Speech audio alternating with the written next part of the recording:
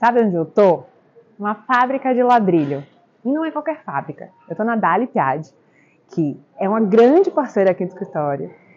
E eu queria te mostrar um pouco mais sobre como é feito, como é produzido e o porquê que eu gosto tanto do ladrilho hidráulico.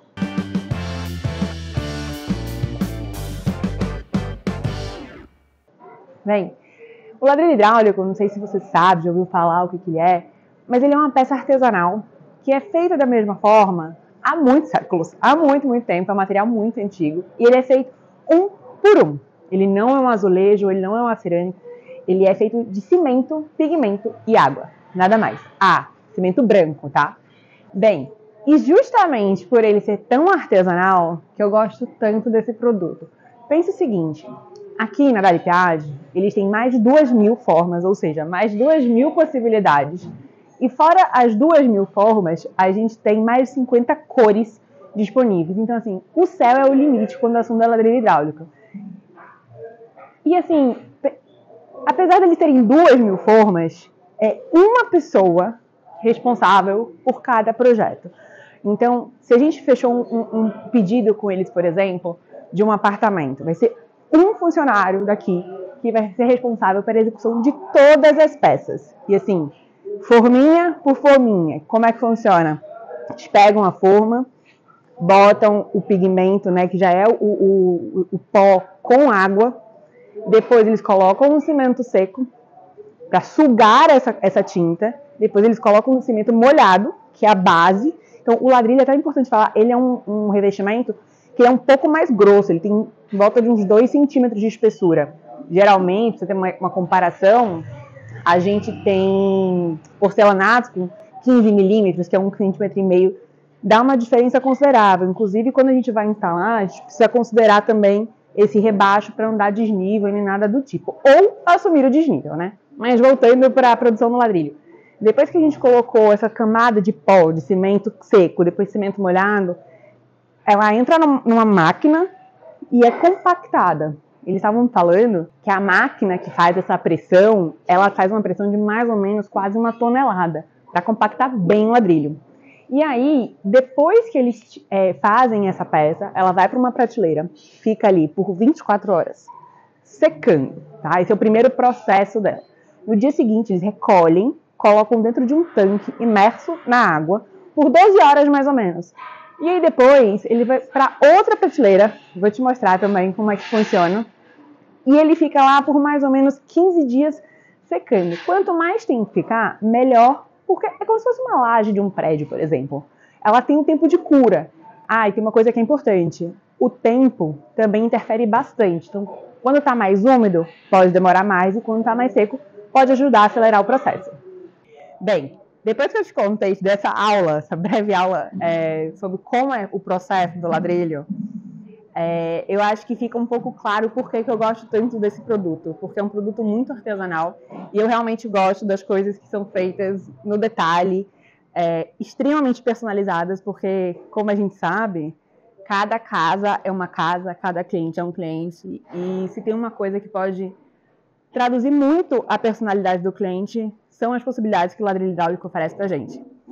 E por usar tanto, eu tenho uma coisa para contar. A gente está começando uma parceria com a Dali Piage. Vamos desenhar uma linha para eles, mas isso eu te conto no final do vídeo. Agora vamos ver na prática como é que funciona a produção do ladrilho? Vamos lá comigo?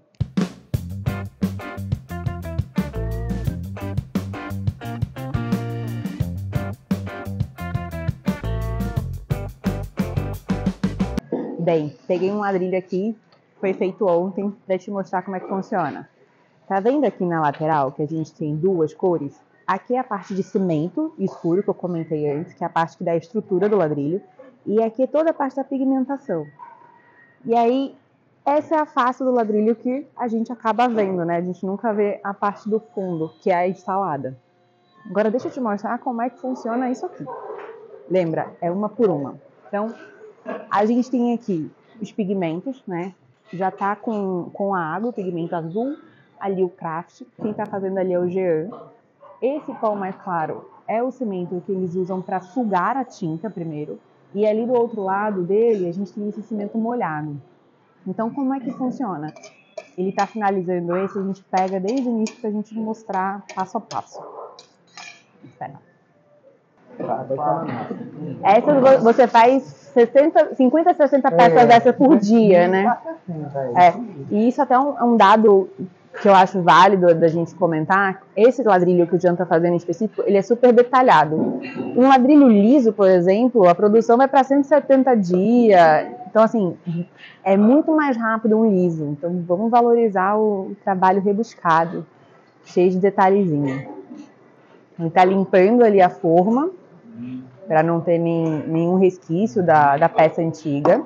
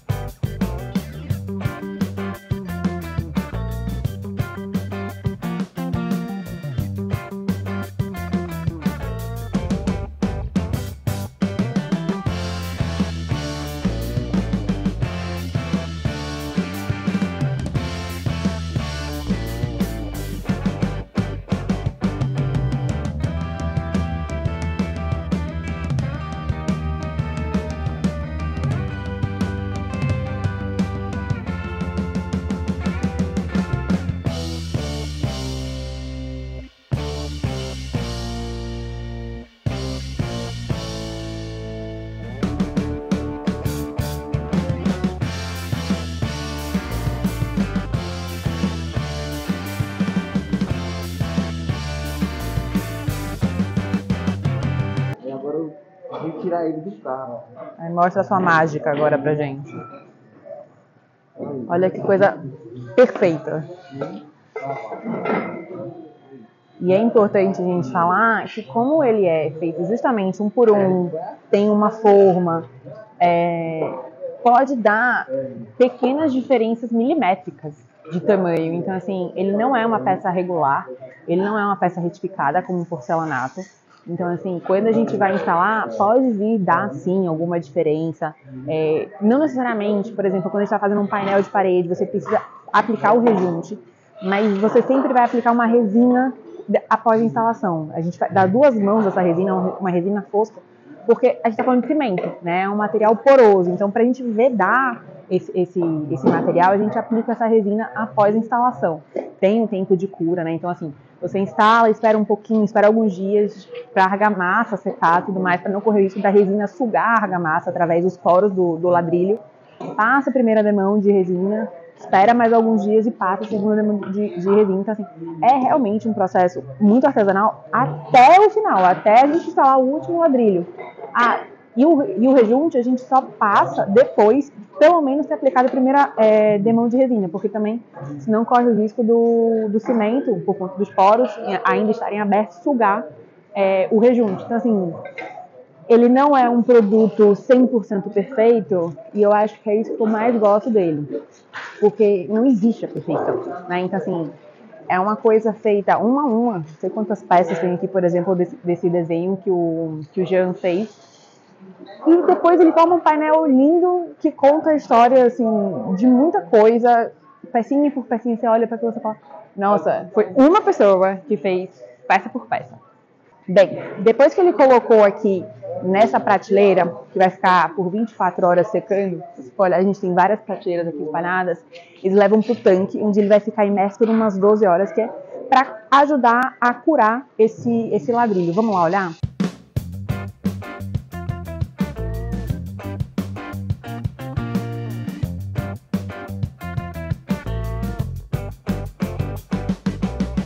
Bem, aqui é esse tanque onde o ladrilho fica imerso por umas 12 horas. Então, assim, é um processo demorado de execução, por conta disso, né? São 60 peças dias, por exemplo, de um ladrilho mais rebuscado. Depois tem esse tempo aqui no tanque, e não são tanques gigantescos, então é de levas em levas.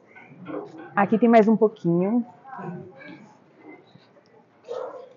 Que eles vão... Essas bolinhas que formam aqui na água é justamente essa porosidade do ladrilho se fechando, que é a água entrando em trabalho com o cimento. E aqui, depois que ele passa nessa média de 12 horas, ele vem para essas estantes, que é onde eles vão realmente começar a curar, a secar. Nossa, olha que coisa linda. Então, assim, eu chamo isso aqui de parque de diversão, né? Então, isso aqui demora mais ou menos uns 15 dias para secar. Quanto mais melhor, mais rígido, mais firme ele fica. Ele já fica firme depois daquelas primeiras 24 horas. Mas aqui é quando ele realmente ganha forma e está pronto para ser instalado na obra.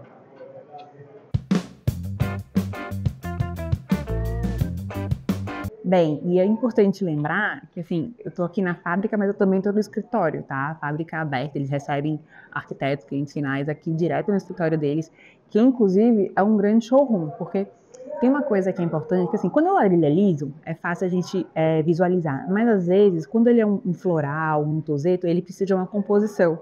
Então, às vezes, quando você vê a peça solta, você não consegue imaginar o painel que ela pode formar. Você pode até imaginar através do simulador que eles têm no site, mas ver pessoalmente é outra coisa. Vamos ver?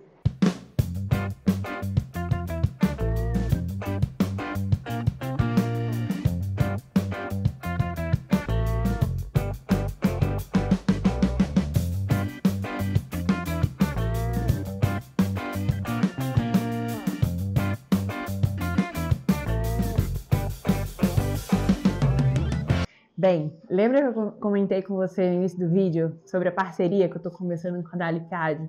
Pois bem, vamos ter os ladrilhos dela. De tanto usar ladrilho, né? Cá estou com 2 produtos novos, 2 formatos novos. Como começou, isso foi até engraçado, porque o Divo virou para mim e fez assim: Rafa, como que você prefere? Você prefere criar um desenho ou você prefere criar um formato? Eu falei, nossa, prefiro criar um formato, né? Porque a gente já tem um ladrilho 20x20, que é o padrão, já tem trilhões de possibilidades de forma, como eu te disse também, né? Tem mais de 2.000 formas. Então eu pensei, às vezes eu sinto muita dificuldade quando eu estou projetando de achar revestimento com altura suficiente que a peça inteira multiplicada dá uma altura de bancada, dá a altura de um nicho, dá uma altura de, por exemplo, diferença entre a bancada e o armário de cima, sem a gente precisar cortar a peça.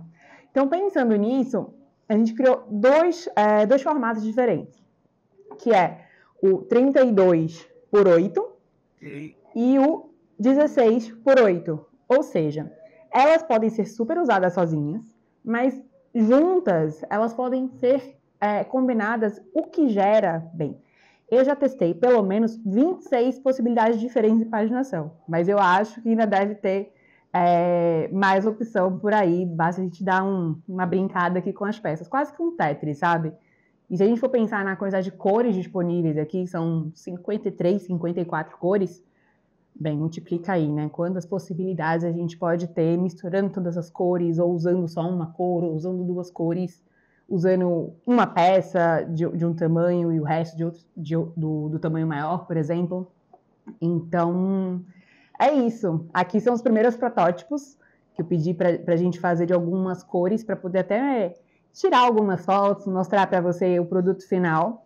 E, por exemplo, falando da questão das alturas, né? Ele tem 32, então a gente com 3 peças, a gente chega no 96, que é a altura padrão de bancadas de banheiro, de cozinha, por exemplo.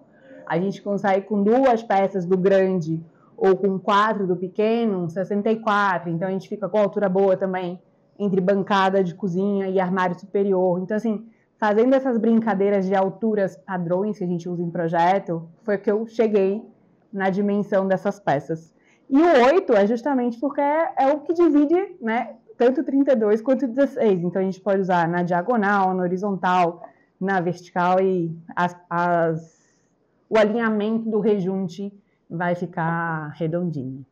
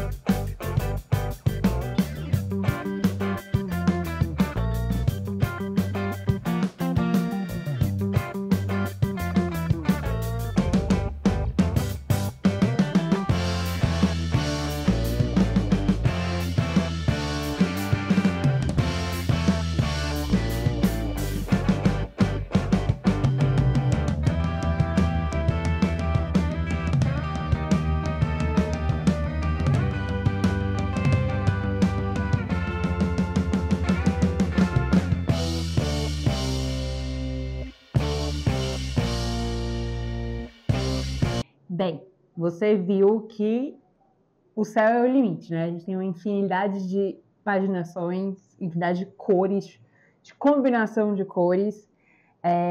Mas antes da gente terminar o vídeo, eu queria falar uma coisa que é importante. O ladrilho é uma peça artesanal, como eu te expliquei lá no início de tudo. Então, por ser artesanal, por ser feito um por um, às vezes ele pode vir com diferenças milimétricas. Além disso, ele é um material poroso, então pode bater uma quininha, né? Até ele estar resinado, ele é um produto frágil, né? A gente está falando de cimento, mas ele é puro cimento compactado aqui. Então, assim, eu costumo dizer que ladrilho não é para todo mundo, né? Assim como, por exemplo, o cimento queimado, porque às vezes muita gente chega e fala assim, eu adoro cimento queimado, ou eu adoro ladrilho. Aí quando a gente finaliza, tá todo resinado, etc., ele tem algumas manchas, né?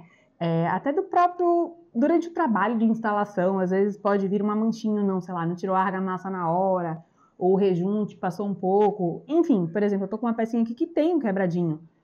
Óbvio que no geral não tem, mas pode vir a ter. Então, assim, é importante a gente falar sobre isso, porque, assim, não é um azulejo, não é um produto cortado numa máquina, não é uma produção em massa.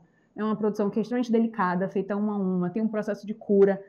É literalmente uma obra de arte em forma de revestimento. Então, ele não vai ficar 100% perfeito, até porque somos seres imperfeitos, né? Filosofando um pouco aqui. Não existe a perfeição, a não ser através da máquina. E é assim também como o cimento queimado, que às vezes a gente coloca num apartamento, o cliente fala que adora, e aí depois ele chega e faz assim, mas já tá pronto?